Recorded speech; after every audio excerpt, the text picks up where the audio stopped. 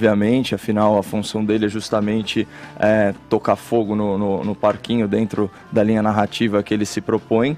Agora, o Deltan, nessa recusa, ele acertou do ponto de vista político, porque ele não vai alimentar aí narrativas de agentes públicos e agentes midiáticos que têm como objetivo soltar os corruptos presos pela Lava Jato e tem como método o assassinato de reputação a conta-gotas. E o Deltan também acertou do ponto de vista institucional, e na verdade é sobre esse ponto que eu queria aí elaborar o meu comentário. Porque num Estado funcional, né, os poderes, eles são independentes e harmônicos entre si, eles atuam como freios e contrapesos um dos outros. Isso já vem desde da obra iluminista aí do Montesquieu, um autor do século XVIII francês, que falava aí no espírito das leis da separação dos poderes, né? No arranjo republicano democrático brasileiro, o poder judiciário, naturalmente, ele é sujeito às leis emanadas do poder legislativo e sancionadas pelo poder executivo.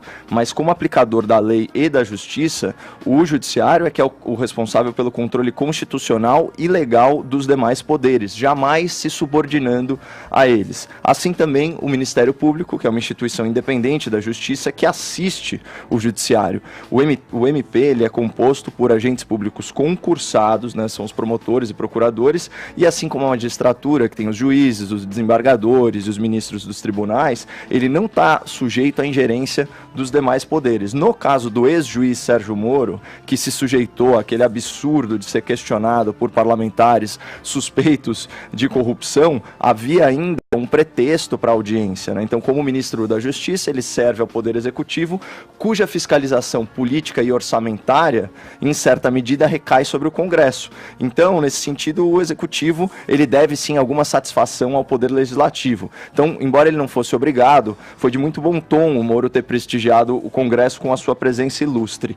Já no caso do procurador Deltan, isso não se aplica, porque como ele integra o Ministério Público, associado ao Poder Judiciário, ele é independente e desvinculado do Poder Legislativo. Então, vamos lá. MP não responde nem deve satisfação ao Congresso institucionalmente. E os membros do MP, eles respondem à justiça como qualquer cidadão comum. Agora, o Deltan não é processado, portanto, ele não é réu, e o Deltan não é sequer alvo de inquérito, então ele não é sequer investigado. Né? Então isso que é o mais importante. E tem mais, essas supostas mensagens transcritas e editadas com erros grosseiros pelo site panfletário da Intercept por jornalistas militantes de esquerda, elas foram obtidas mediante prática criminosa, hackeamento. Então, conforme o artigo 5º da Constituição, inciso 56, esse fato ele é inexistente para a justiça, porque a prova ilegal é nula de efeito. É aquela história, abre aspas, são inadmissíveis no processo as provas obtidas por meios ilícitos. Qualquer providência legal, ela é impossível porque ela é inconstitucional. E esse ponto é muito importante. Não cabe investigação, não cabe processo, não cabe qualquer consequência jurídica, porque a violação dessas mensagens privadas, ela fere direitos e garantias fundamentais da democracia, que estão justamente no artigo 5º, que versa sobre o quê? Direitos humanos. E qual que é a comissão que convoca, né, na verdade convida o Deltan? Justamente a Comissão de Direitos Humanos e Minorias da Câmara. Então ela ignora flagrantemente uma violação patente dos direitos humanos em nome da proteção de uma minoria que a gente sabe muito bem qual é, os corruptos e poderosos presos pela Lava Jato. É isso que a turma da esquerda dessa comissão, essa é a minoria que eles querem proteger, né? A tal da bancada da chupeta vermelha, que questiona... Claro. Só uma coisa, Caio, mas tecnicamente e juridicamente existe a possibilidade de haver um recuo nesse julgamento específico, né, que se trata os vazamentos das conversas, o Lula, né?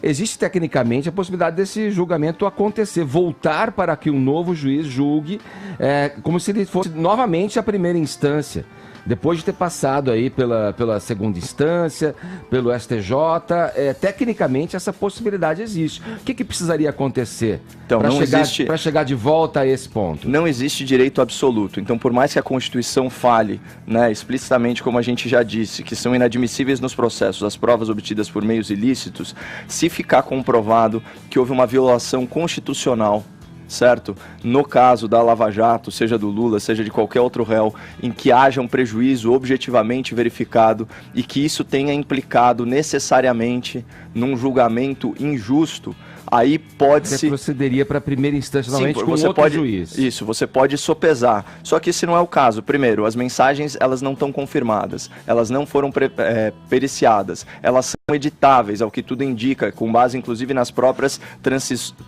transcrições equivocadas do site do Intercept. E aqui a gente tem um ponto fundamental que vai desconstruir toda essa narrativa e que prova que a nulidade é impossível, porque a bancada da chupeta vermelha a qual eu me referi, ela questiona justamente o quê? A parcialidade do juízo. Só que a realidade dos fatos e os autos dos processos, eles comprovam a imparcialidade da Lava Jato. E aqui eu destaco 3 pontos. Primeiro, a quantidade expressiva de indeferimentos e absolvições dos réus. A gente está falando de cerca de 20% de absolvições, demonstrando aí a ausência de conluio entre Ministério Público e juízes. A confirmação das sentenças, esse é outro ponto, a confirmação das sentenças de primeira instância, pela segunda instância, pelo Tribunal Recursal e até pelo Tribunal Constitucional. E, finalmente, o fato de que, nas supostas conversas apresentadas até agora, nenhuma prova foi plantada, forjada ou manipulada. Portanto, você não verifica nenhum prejuízo objetivo aos réus da Lava Jato. Todos esses grandes criminosos, como é o caso do Lula, como é o caso do Cunha, eles tiveram um julgamento justo e eles merecem cada dia de prisão que eles estão desfrutando. Aí que tem a controvérsia, né? Porque é uma celeuma que vai se arrastando, porque em contrapartida a essa visão, em contrapartida mesmo a essa visão que se apresenta, juristas dizem que é evidente, considerando-se que aquela conversa é verdadeira, que houve um alinhamento do juiz, no caso, com a acusação, né? O que já representaria uma anomalia dentro dos preceitos jurídicos e dos ditames da justiça brasileira, enfim. Agora, o Caio, tem uma fala que interessante do Edson Fachin, que não vem com nome, não vem com endereço, mas que pelo momento em que a gente vive, pela situação aí que a gente se encontra frente a essas revelações aí do site da Intercept, que é o seguinte: o Fachin disse ontem no encontro com magistrados, com juízes, que um juiz pode cometer exageros, pode errar, pode pisar além da linha, sim, e deve ser passível de punição da mesma forma, né? Como é que você vê essa frase do Fachin? Por que o Fachin estaria dizendo essa frase nesse momento já conturbado aí da política e da justiça brasileira? É sempre importante ressaltar, né, que o STF, infelizmente, ele se tornou um órgão muito mais político do que judicial. Mas é a nossa instância máxima, né, com certeza. Justiça, né? E, inclusive, a atual composição certamente deve ser a de reputação menos ilibada e de menor saber jurídico da história da República, né? Mas o fato é o seguinte: um juiz, pelo menos no sistema brasileiro, ele não só julga, mas ele também toca aí a instrução processual. O artigo que está sendo utilizado para, de certa forma, criticar a atuação do Moro, ele fala em aconselhamento das partes. A gente já trouxe aqui para o ouvinte a doutrina divergente, que trata o Ministério Público não como parte própria, mas como parte imparcial, já que a função do Ministério Público não é acusar, vale a gente reiterar isso. A função do Ministério Público é apurar a verdade juntamente com o juízo. Ele pode, inclusive, pedir a absolvição. Então, nada mais natural que existam conversas entre juiz e procuradores no sentido de orientar o processo conforme os princípios que a gente já tratou aqui, que é economicidade processual, celeridade e eficiência na aplicação da justiça. Esses são os objetivos republicanos que orientam tudo isso. E, de novo, aquela questão da diferença entre neutralidade e imparcialidade. É óbvio que a força-tarefa da Lava Jato sabe que está diante dos maiores corruptos do Brasil e é impossível uma pessoa de bem, um cidadão digno, não se revoltar com essa situação.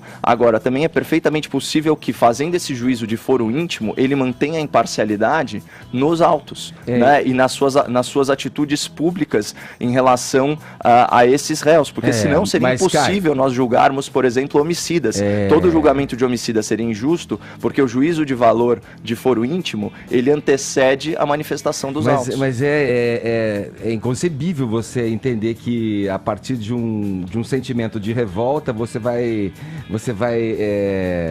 estabelecer uma sentença. Mas pensa no caso do Lula, ele já tem 7 processos nas costas, né? É óbvio que aí tem um comportamento reiterado e de corrupção de altos montantes, né? Num país deficitário, carente como o Brasil, eu já falei isso aqui, você ser corrupto é a mesma coisa que você tirar do pobre aquilo que ele não tem. Isso causa uma indignação total. O Lula, ele só não está condenado ainda em outros processos pela morosidade da justiça. Então não há dúvidas nenhuma. Sim, e eu acho que não há dúvidas de que ele é culpado. Isso tira o argumento de quem quer olhar com distanciamento e com imparcialidade tudo que está acontecendo. O argumento de quem acusa, quem adota essa posição de cautela e observância do que está acontecendo e que é acusado de, você quer o Lula livre, você quer soltar o Lula livre e tal. É bom a gente saber que isso pode gerar um precedente que amanhã ou depois é comigo, é com você, é uma atitude da justiça. Putz, você diga, não vai ser nem comigo nem com você, pode ter certeza. Mas é uma atitude da justiça que levanta aí uma suspeita de uma conduta futura para outros casos em que a gente vai ser julgado também à revelia da letra da lei, e sim com uma possibilidade de um juiz estar revoltado ou alinhado com certa ideologia política.